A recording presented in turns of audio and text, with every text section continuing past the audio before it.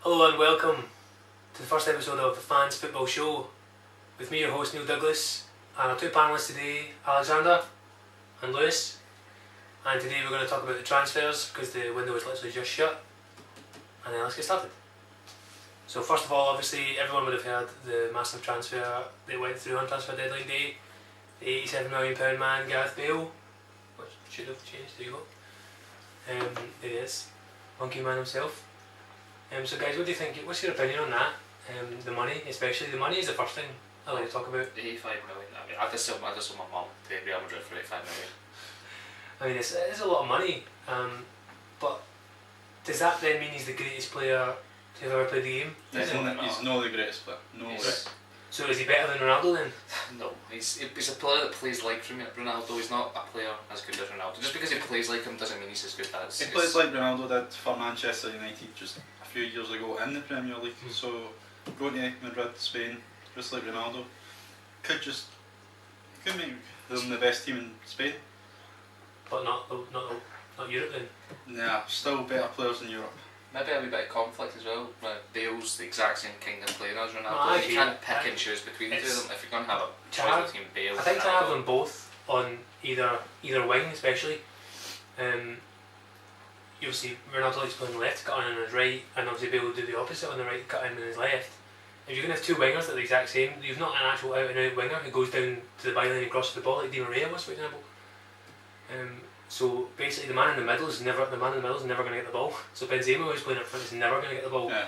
These two boys playing Really, you can just play with anybody you want up front. Exactly, you could stick. Could actually play Lewis's Gran up front. I think it is mum actually, but anyway.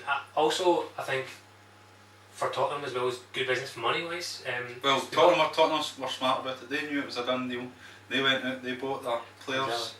You know, they got all their transfers through before. I mean, this was 5 or 6 because it was Soldado, Nacer Chadley, they signed Christian Eriksen, Vlad Kariches, Eric Lamela, Etienne Capoue and Paulinho. They also offloaded players like Huddleston, Livermore and obviously Parker, who's one of my favourites actually, Scotty Parker does his job. I think they spent over £110 million in our research. in transfers and still ended up plus in money for transferring players out. Mainly the Bale how much transfers. did they buy Bale for? They bought Bale for $9 million. It was from Southampton. Jesus, that's a hell of a profit. He played. No, I must admit, he played really well for Southampton. And obviously eyebrows were raised when they actually bought him for that amount of money. He was only 19 or something at the time. Well, to be fair, even when he started playing for 17 Tottenham, was it not 26 games or something before he actually won a game? Yeah, every game Bale played in, 26 games or something like that. I think you're right, Alexander. He hadn't won for 26 games. Something ridiculous like that, and then eventually did win. I think it was against Arsenal for him, and he scored in the game. There's a great video that I will upload. After this video, or maybe even before you see it, guys, of a free kick that Gareth Bale scored for Southampton, before he signed for Tottenham. That's an absolute peach. So I think that's enough about Gareth Bale. Move on to the next big one that we've heard about, and that's the Mesut Ozil at Arsenal. A transfer deadline day deal that shocked me. I mean, I heard about it enough, and obviously you guys would have heard about it too, but apparently it's in the pipeline for a whole week. But I haven't heard anything until the day Well, of the dead. on the deadline day, well, Arsene Wenger certainly left it late for that one. I agree. All summer to sign something, Exactly. and he leaves it to. I think because he signed Yaya Sonogo, right, the young lad, right, with his future, which is fine. I agree with that. And then Mathieu Flamini, who's obviously one of the old guard from before, who's a tough tackler. He got booked like after 5 seconds of coming on against Tottenham. But I think Ozil is the player that will unlock the door, if you see what I mean. Like, you'll get the opportunities for Giroud, and you'll make the opportunities for Podolski and Walcott and people like that. So it's going to be great to have him there. But I think Rosický's probably going to lose his place in the team because of it. And Rosický's done really well recently. I thought he was outstanding against Tottenham. But bringing in a player like £42.5 million that was. But the implication is of what happens to Real Madrid now that they've got rid of him. You know what I mean? I mean, you could always just change the formation and slip Bale into position. Well, Bale could play there just behind the striker if they're still going to play Di Maria, because I think it's a shame for Di Maria, who plays week in week out on the opposite wing from Ronaldo and does the actual winger's job where Ronaldo just mucks about and does whatever he wants. what he's good at it, fair enough, I'm not saying there's anything wrong with that. But I just mean, you need the balance, as I said before, you can't have two players in the same time. And I feel sorry for Ozil actually, because I thought he was a great player. One of the best players in world football, if you ask me. Yeah. I think with the connection of Walcott's pace and Ozil's ability, they're going to have a top front. And obviously, and Cazorla as well, obviously being in there. Joachim Low, Germany's national coach, has actually said that he thinks Arsenal could actually nurture Ozil to be better than he was at Real Madrid. He was getting held back at Real Madrid, he wasn't getting the games, he wasn't getting what he needed. Whereas Joachim Low said that the determination of Arsene Wenger to get him shows that he'll get played a lot, he'll do well at Arsenal, you know, but he just thinks the fact that Real Madrid sold what he thinks is their second best player, you know, it's just... I agree, I heard him say that too. I think what Joachim Low said also was about it's a crisis of confidence for Ozil there. Basically, it's almost like one of these things where he needs to be nurtured, he needs to be loved almost for him to play his best. How can you not love that face? I know, I mean, I heard Frankie Boyle tweeted saying about how if he'd gone to Man United it would have been better for him because he would have been the second ugliest person in the team. No, it's funny you should say that. Apparently David Moyes tried to hijack the bid. I heard that too. You know, but apparently it was Arsene Wenger's ability to talk German that swayed Ozil. Can he actually talk German? Apparently he's multilingual. Barely speaks English. Speaks a lot of bullshit. Exactly. Right, so speaking of David Moyes, we'll move on to Marouane Fellaini, who also signed on deadline day. Another deal that should have been put through a lot sooner. Exactly. The fact that they go, what was it? 27 and a half. 27 and a half when they bid 28 million for Fellaini and Baines at the start of summer to go and only get one of them. At the start of the summer, Fellaini's buyout clause was still in the contract. Was it 21 million? 23 it was, 23. right? Now for 23 million, if you get Fellaini, in all honesty, that's a steal. Because he's a good player, great in the air, strong, combative in the middle of the park. But is he a Man United? But is he, that's what I'm saying, is he going to play in the midfield along with Carrick? Is he going to be the man that breaks things up, allows Carrick to get the ball and pass? You know what Carrick's like? He barely leaves this small square, he gets the ball and he passes, that's what he does. But as a Man City fan, are you worried about Man United signing? No. Not at all. Maybe it's just me being biased, but I don't think many people are going to be able to beat Man City's squad this year. Well, you know, Cardiff's sitting there. Yeah, Cardiff. Yeah. We'll get to the. I mean, the team does need a few games and a couple of weeks to get all the new players. I mean, bear in mind all these players are all coming from all different sort of countries, Argentina, England. You got massive amounts of difference. So you have to get them a few games to get in sync with each other and understand how each other play. But once they understand how each other play, that team is going to be unlocked into Team of the Year. But Man City were different from everybody else, so they got their deals and everything else done really early. Yeah. They knew they had to change. Well, that's because they got rid of Mancini straight right. away after the loss in the cup. That's right. They got. I felt it was a bit harsh, but I actually thought it was harsh. I agree. I certainly agree. I mean, Pellegrini's going to come in. You know, he's come in, sort of steadied the ship, if you will. There's no one's now saying turmoil at Man City like they were saying before. But I do agree with what you're saying about the time it will take to integrate the players together. And I do certainly hope, because City are obviously one of these teams that look like they can do something, not only in the Premier League but in the cup competitions and in the Champions League. Yeah. How do you actually think they'll do in the Champions League? You have a very tough group. Every single day, I think we get to the Champions League and pressure gets we just fumble. But hopefully this year, I mean, there's no reason we shouldn't do well in the Champions League. There's no reason we shouldn't get in the last 16, the last 8. Maybe the last 4's a better push for us because we've not been able to get there so far, but I'd say definitely the last 8. Pellegrini has the experience. Pellegrini was the Villarreal manager, I think, I'm not 100% sure, don't quote me, when they beat Rangers in 2005, was it 4? I can't remember exactly. Not really the manager though, that can push the person. Yeah, I know, but it's all about the experience, knowing what to do and when to do it, like how to play away from home and things, because I think sometimes managers, David Moyes will struggle, I think, in Europe. I mean, Fellaini doesn't have any European experience or hardly any Everton. He's got plenty of Champions League players in his team, like Wayne Rooney, scored loads of goals in the Champions League. Robin van Persie, exactly. People that have done well in the competition, people that have won the competition, Giggs won it twice, yeah, but Giggs, Scholes, passed it. Well, Scholes is gone, Scholes is retired. What I'm saying is, Moisey doesn't really have much clue when it comes to the Champions League. So I hope for Man United's sake the players sort of stand up and be counted and don't let the manager basically take the fall. Because if they get put out early, and they do have a semi-decent group, But we said that 2 years ago. Man United went out at the group stages. No, yeah, because they finished third, didn't they, behind Basel and someone. Well, I mean, this manager was hand-selected by Sir Alex Ferguson. I mean, you can't argue with the man. Yeah, exactly. I mean, if Alex Ferguson's going to pick you, you're going to do a good manager and you're going to be able to do well. So I do agree. Yeah, they've said that the biggest problem at Man United was changing the manager and the director. That's right. At the same Ian, time. Yeah. who's now gone, and obviously they're trying to say that that's the reason they struggled to get people in, like Fellaini. Yeah. So Ian would have got that deal done ages ago. You know what I mean? Alex Ferguson walks up to you and says, "I want to buy you." You're going to say, "Aye, all right." You're going to say you no know, problem. whereas Yeah. Moyes comes up, he's not got the same pulling power. I don't think we have to ever worry about that person coming up to task.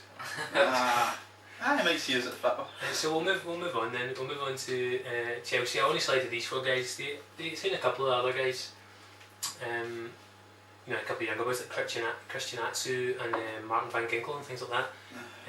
before we get it, I heard Dembaba was in talks of moving back to Newcastle. What happened to that? Well, I think what happened with that is that Newcastle were looking to get Bafétimbi Gomes from Lyon, and Ba was like the second option, and also Ba was linked with a loan move to Arsenal as well, I think. But Arsenal were looking to get rid of Nicholas Bentner first, to then get Ba in. So that never materialised because no one wanted him because he's pants. Ban's a No, brilliant player. I just no. feel ashamed that he doesn't get a game. That's what I'm talking about. I'm saying that Bentner's pants. Oh, right, okay. And then Ba would have come in to replace him in the squad. And obviously Newcastle couldn't get the man they wanted, so they were going to go for Ba. But I don't know whether it's the Joe Kinnear thing. Remember we've been talking about this before, about the Joe Kinnear factor was meant to be, Newcastle are going to sign loads of folk because he's such a big name. I mean, who did they sign? We'll get to that later on. But it's devastating. As a Newcastle fan, I'm disgraced. There was a lot of that in the transfers, like teams going for somebody, not getting them, and then pulling out other deals because of it. I mean, that happened with Man United and Ander Pereira.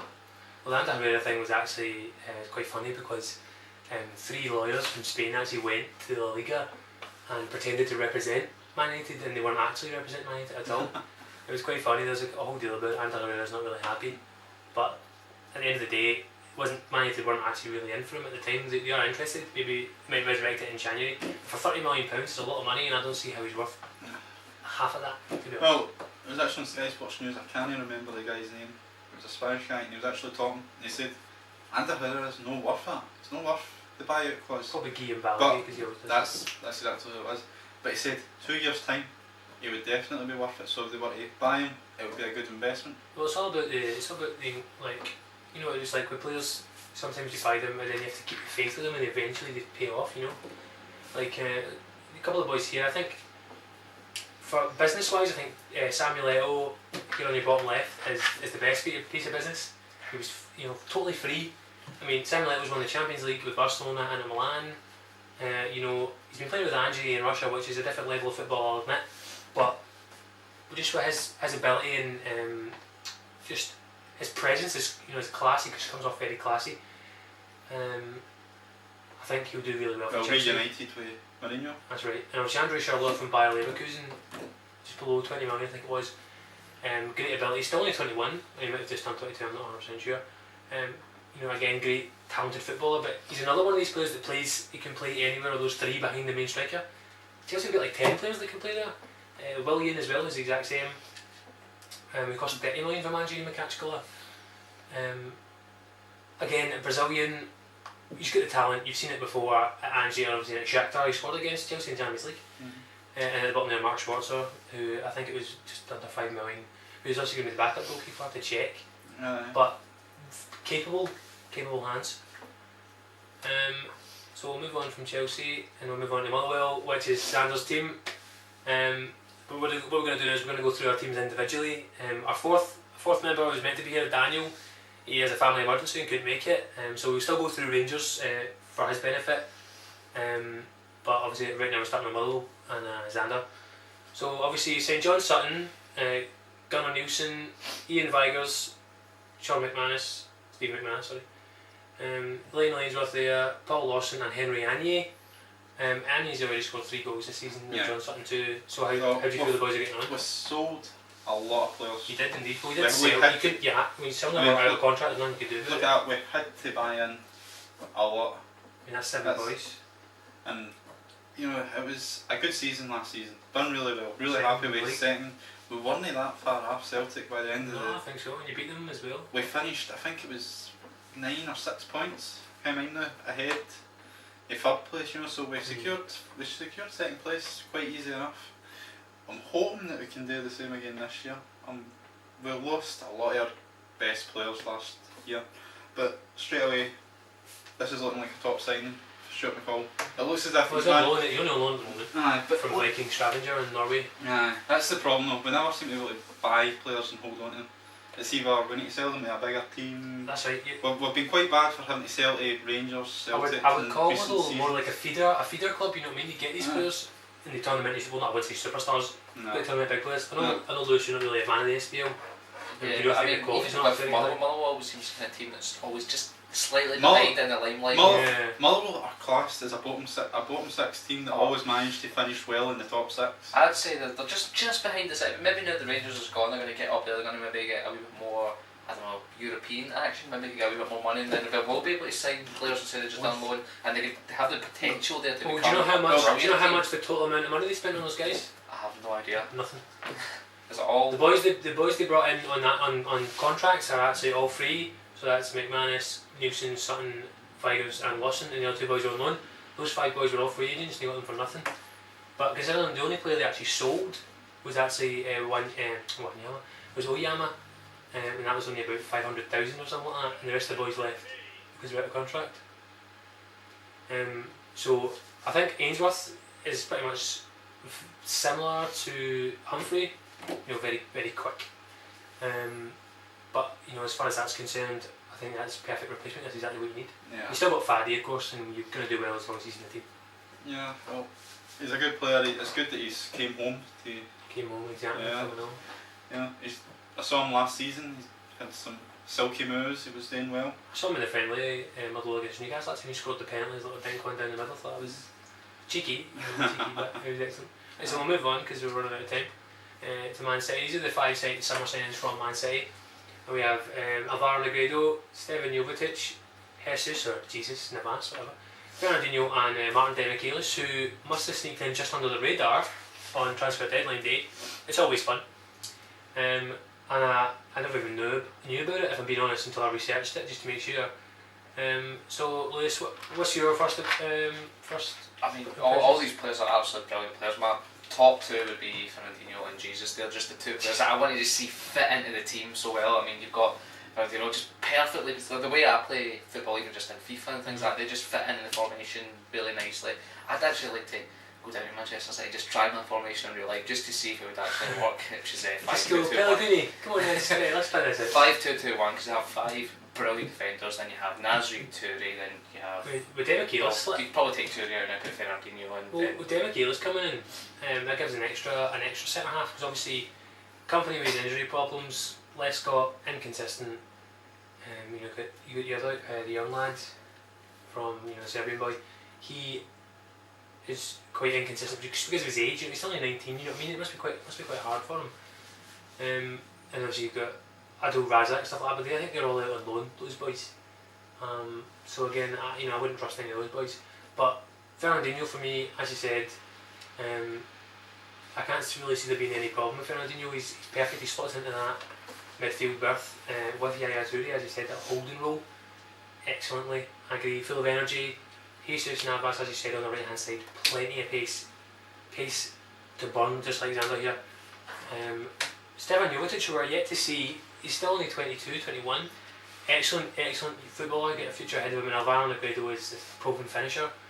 Put the ball into him in the box with enough time and space to do something, he's going to put the ball in the net. Yeah, but are these 5 championship winning signings? Well, Premiership, not Championship. It's, what they've done is they've picked a good couple who are going to be able to go into the Etihad for 40,000 people and are going to be able to perform in front of you at that massive stadium. Then you also have the kind of young guys who probably put them in tester games, make sure they're capable of putting up to the pace. But if they do put up the pace, then definitely there's a Premiership winning team right there. I'd say if they're not first, then they're going to be second by 1 point or goal difference. It's going to be. So it's going to be a closer title than last season. Well, we'll get to our title predictions at the end, but I do agree with what you're saying with Fernandinho and Jesus Navas. Those are my 2 picks as well. from those signings. So move on to Rangers, who obviously would be for Danny's benefit, but he's not here unfortunately.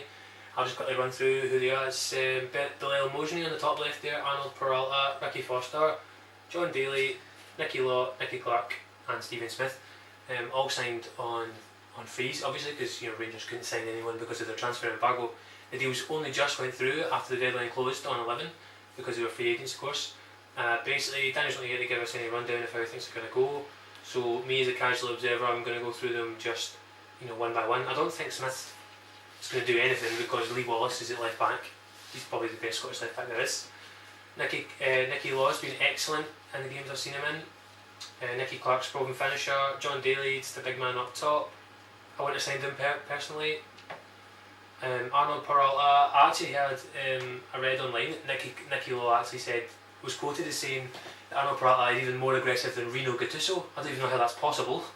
He's the most aggressive person in the world, but anyway. Ricky Foster at right back. He's got Champions League experience, and then obviously Bilal Mosney, excellent centre half, played in all the English divisions, came through the West Ham youth system. Solid, really. Reminds me of Big Era slightly, but from he's Tunisian and Algerian. We can all agree that Rangers should win. Yeah, definitely. They're going to go to technically League One, Scottish League One now. Yeah, because Scottish Leagues have all changed. We've now got a Premiership, a Championship, a League One, a League Two, just like England.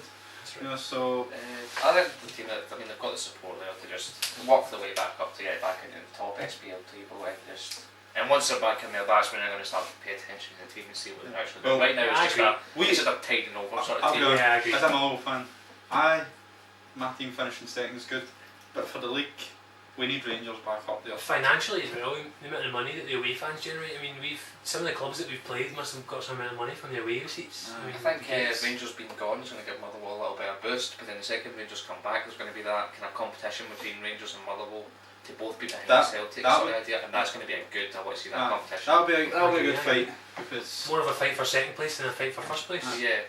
Obviously, one of the two teams is going to triumph, and one of the two teams is going to get more money, and then they're going to start to fight for top dog. But the second Rangers get back in the SPL is going to be a fight. Rangers are always going to be a big money side.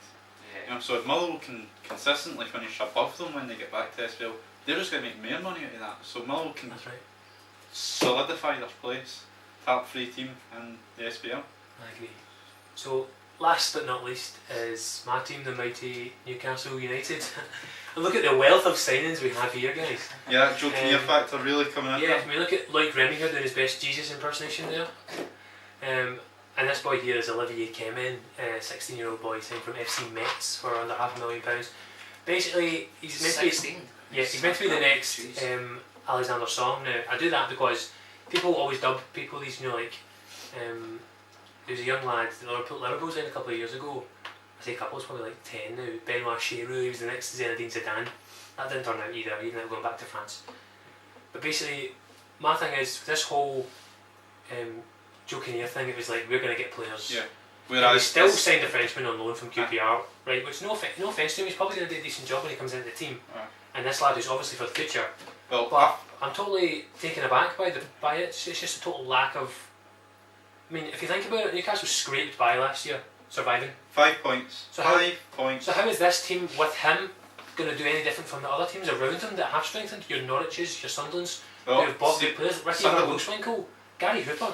Sunderland just north. Yeah, rivals. Yeah. What was it?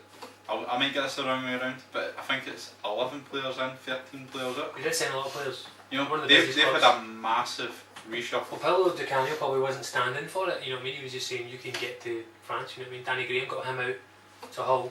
He brought in Josie Altidore, who's yet to score, admittedly, in the Premier League. But I'm impressed by him, I always have been. Like when he plays for the US, I'm always impressed. We'll just need to move swiftly on, guys, because we're running out of time. These are the 2 picks for me who have been excellent so far. We've got Simon Mignolet for Liverpool and Alan McGregor for Hull. Slightly biased towards McGregor, obviously, for being a Scotland fan, but I think Mignolet so far has pretty much guaranteed those 9 points for Liverpool, which is why they sit pretty at the top of the league. Well, he did save that penalty. That's right, and obviously McGregor as well, who's been vital for Hull. He saved Lampard's penalty. He should have saved Lampard's free kick too. I don't know what happened, sort of went through him, but there's nothing we can really do about that. That's me just pointing out who I think who's going to be or so far anyway, has been top dog in the transfer window. So these two are the boys for me. So finally, what we're going to do is we're just going to do a quick prediction. So who's going to win the Premier League? I know I've got a weird feeling who you're going to predict. We'll start with Xander. Well, obviously we're 3 weeks in right. to the Premier League now.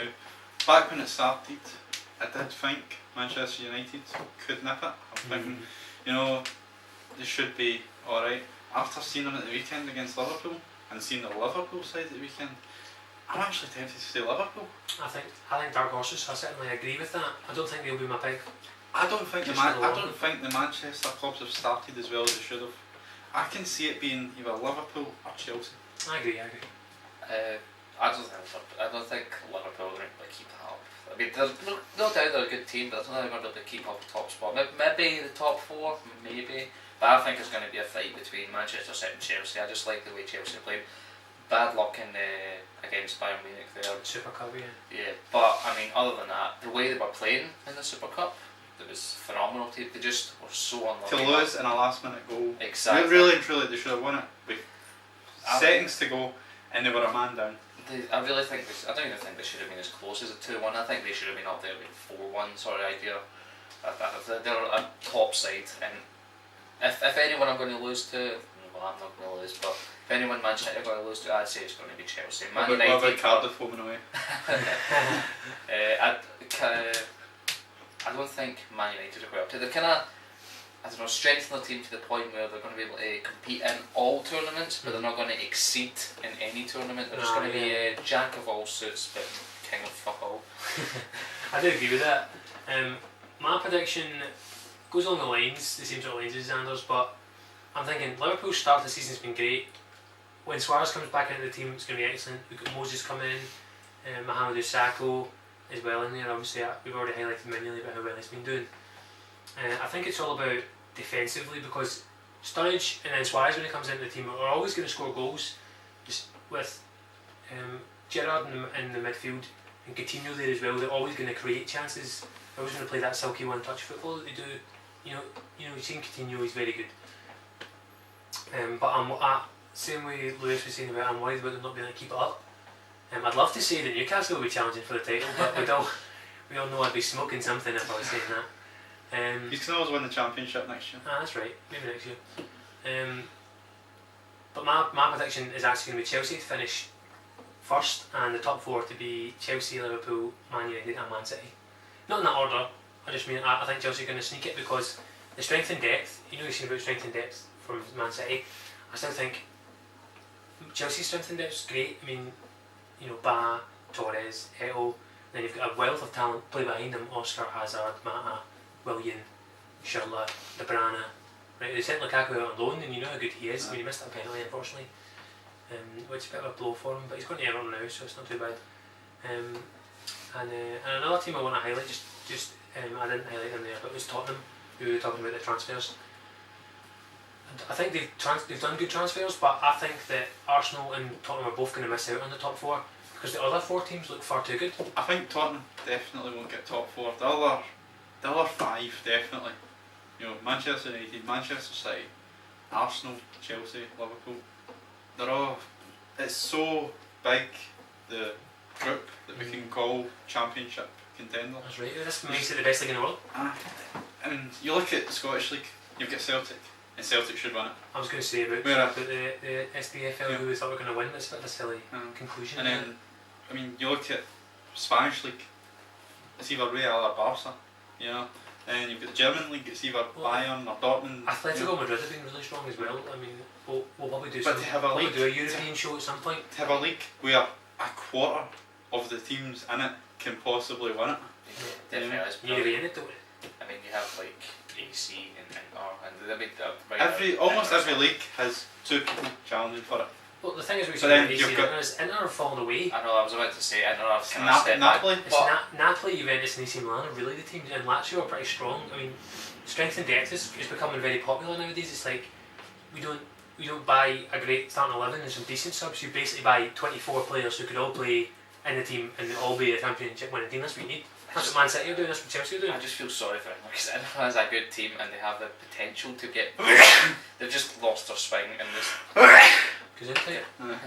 Give them a few, maybe even a few seasons, and I think they'll get back in the swing and they'll be back on the top dogs. I agree. So just to wrap up there, that's transfer talk. And if you like the video, please give us a like. And if you want to see more, please subscribe. We're going to be setting up a Facebook page, a Twitter page. Those will be posted on the YouTube site with links. Any suggestions of anything we can talk about, just leave us a comment below and probably get around to it. Thanks very much. See you next week, guys. Good night.